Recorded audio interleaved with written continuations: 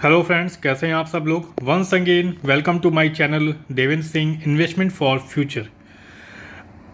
मैं कोई सेबी का रजिस्टर्ड एडवाइज़र नहीं हूं, इसलिए आप जो भी इन्वेस्ट करते हैं उसे सोच समझ के और सूझबूझ के साथ इन्वेस्ट करें। बट मेरा ऑब्जेक्टिव यह है कि जो भी मैं एनालिसिस कर रहा हूं तो एटलीस्ट आपके साथ शेयर करना चाहिए। अगर आपको अच्छा लगता है तो उसे प्लीज़ अपने दोस्तों को और आगे इस वीडियो को शेयर करें, जिससे वो इस स्टॉक मार्केट का बेनिफिट ले सकें।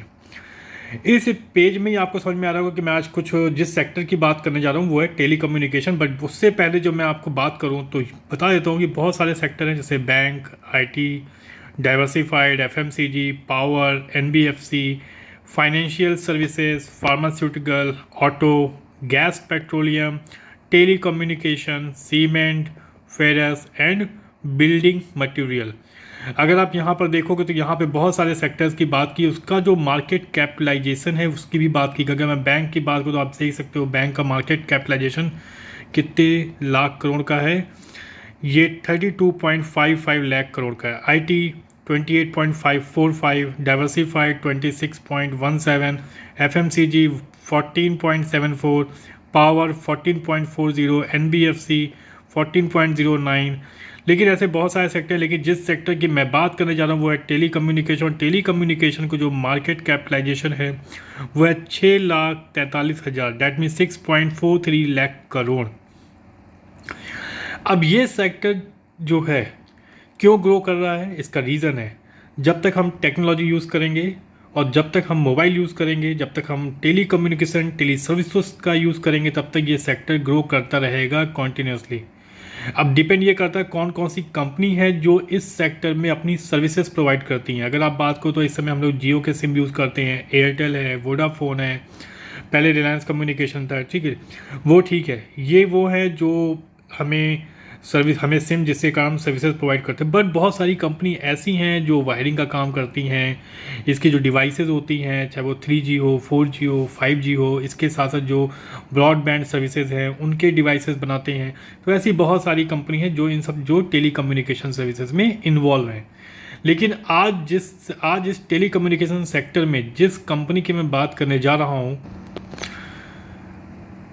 उस कंपनी का नाम जानने से पहले हम ये देख लेते हैं कि टेली कम्युनिकेशन में कौन कौन सी कितनी सारी कंपनी है। अगर आप देखोगे तो यूनी इन्फो टेलीकॉम सर्विसेज, जिसका मार्केट कैपिटलाइजेशन 26 करोड़ का है। उसके बाद ITI 10,000 करोड़ का मार्केट कैपिटलाइजेशन है। HFCL जो लास्ट ट्रेडिंग प्राइस था वो है 76.40, ये 10,000 करोड़ का मार्केट कैपिटलाइजेशन है। ऐसे Indus tower, optimus infra, Bharti Airtel, Vodafone idea, retail corp, Tata telecommunication, NALCO limited, MRO tech reality, GTL infra, Tata communication, MTNL, Tejas network जो भी टाटा का ही ग्रुप है बहुत बड़ा।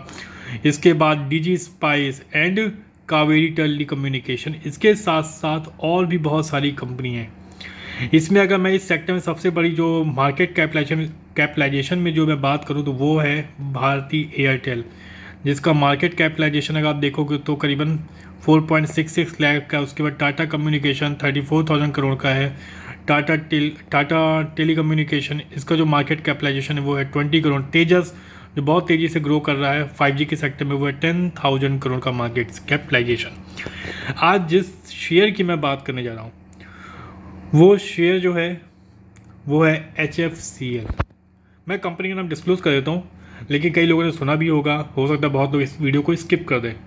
और क्या ये भी हो सकता है वो सोचा यार HFCL 76 रुपये, आज वो 80 रुपये में ट्रेड कर रहा है, कोई वो नहीं, कोई 10,000 करोड़ का मार्केट शेयर है, कितना मार्केट ग्रो करेगा। नहीं, जानना बहुत ज़रूरी है कि HFCL जो है बहुत तेज़ी से और बहुत इस सेक्टर में जब तक 5G रहेगा तब तक ग्रो करता रहेगा। रीज़न है उसका, क्या कारण है, उसके बारे में हम डिस्कस कर लेते हैं।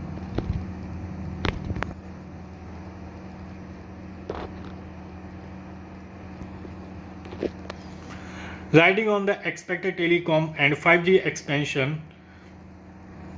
HFCL is well positioned with 5G centric products and its optical fibers cables business with a strong order book and an improving financial performance, and company will now hope for renewed investor interest. This is complete news about the HFC और ये हमारे जो Forbes में है उसमें publish हुई है। तो आप समझ सकते हैं कि जब तक 5G है, जैसे जैसे ये 5G एक्सपेंड करेगा वैसे वैसे HFCL की मार्केट जो है वो ग्रो करेगी, क्योंकि इसका सबसे बड़ा क्या है, 5G सेंट्रिक प्रोडक्ट्स है। इसके साथ साथ ये ऑप्टिकल फाइबर में भी अपने बिजनेस को एक्सपेंड कर रहे हैं, ऑलरेडी है बट ये एक्सपेंड कर रहे हैं। अगर मैं बात करूं तो HFCL का जो ग्रोथ का वो इनकी स्ट्रेटजी क्या है वो आप देख लेते हैं। अगर स्ट्रेटजी की मैं बात करूं तो focus on development and sale of 5G centric telecom equipment and services. जो 5G से रिलेटेड जो टेलीकम्युनिकेशन जो इक्विपमेंट्स यूज़ होते हैं वो तैयार कर रहे हैं, साथ ही साथ उसमें सर्विसेज को भी प्रोवाइड करेंगे। Formed strategic alliances with local players in SE Asia to provide EPC services for OFC and FTTH rollout. Third, HFCL has shifted its focus to product-led from project-led growth by manufacturing margin accretive products. Thrust on exports in the form of OFC and telecom products. CPEX push in financial year 24 and 25, setting up and expanding facility to manufacture OFC, telecom and defense products. तो अगर मैं ये बात करूँ, इसका overall जो कहना ये है कि ये इस स्ट्रेटजी के माध्यम से ये जो है इनका जो प्लान है वो 24-25 का फाइनेंशियल ईयर 24-25 तक अपने 5G के साथ साथ इक्विपमेंट्स को भी एक्सपेंड करना है, उसकी मैन्युफैक्चरिंग को भी एक्सपेंड करना है। इसके साथ जो डिफेंस में रिलेटेड जो प्रोडक्ट्स हैं जो टेक्नोलॉजी से ड्रिवन होते हैं उनको भी ये एक्सपेंड करेंगे। OFC रिलेटेड प्रोडक्ट जो है उनको भी एक्सपेंड करेंगे। तो इतना बड़ा इनका प्लान है, प्लस मैन्युफैक्चरिंग में जो मार्जिन्स हैं उनको भी ये ग्रो करेंगे जिससे कंपनी ग्रो करे।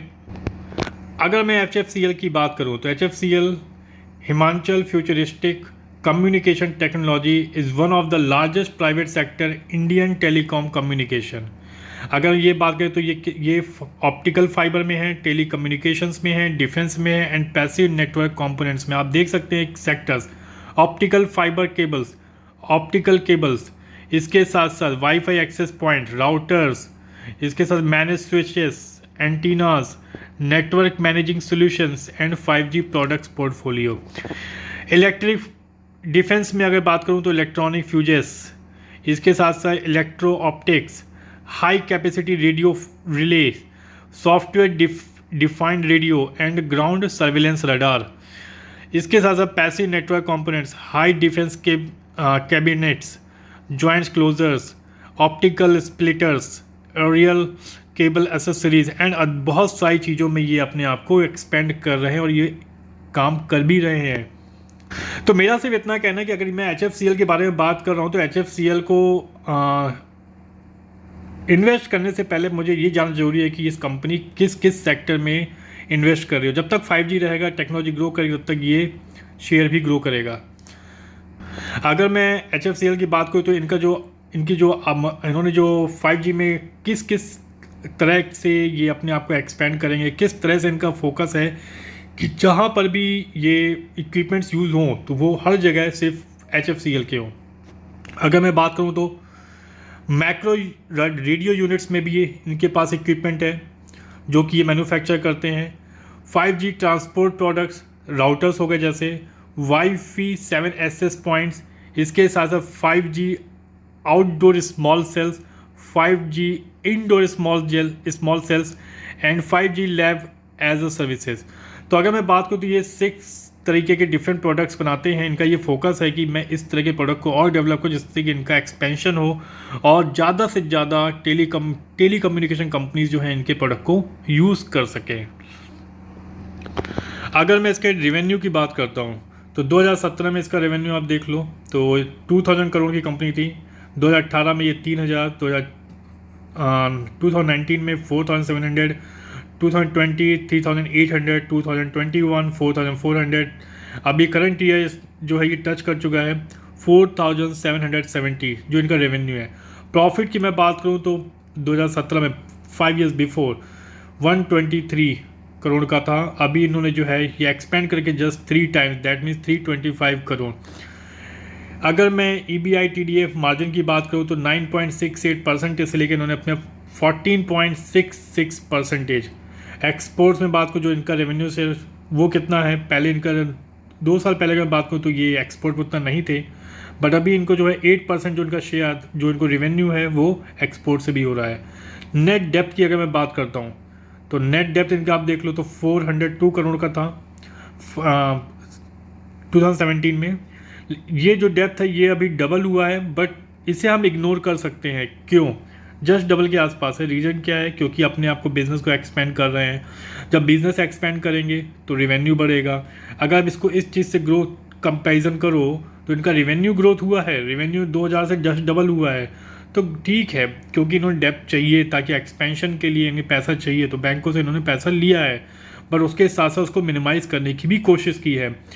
अगर डेप्थ इक्विटी रेशियो की मैं बात करूँ तो 0.44 था 2017, फिर 0.34, 0.41, 0.43, 0.48 और अभी कितना है 0.26।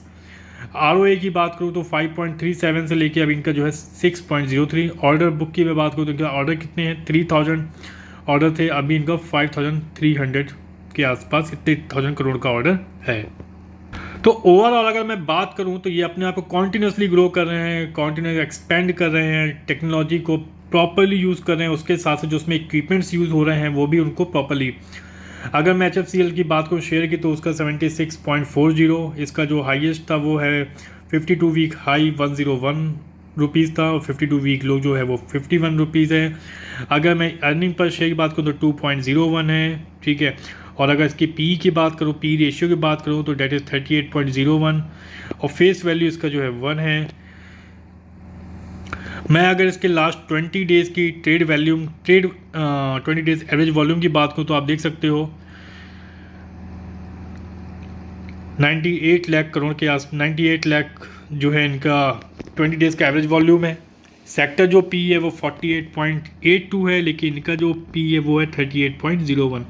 डेट मीन्स अगर इनका पी को अगर ये सेक्टर के पी से मैच करना है 48.82, इट मीन्स इनको अभी कितना ग्रो करना पड़ेगा, डेट में 10 का डिफरेंस है। इट मीन्स ये शेयर में जो पोटेंशियल है ये एटलीस्ट 150, 160 और 170 तक भी टच करेगा एज सुन एज मुझे लगता है कि ये by the end of May और June it will cross 170, I am very sure.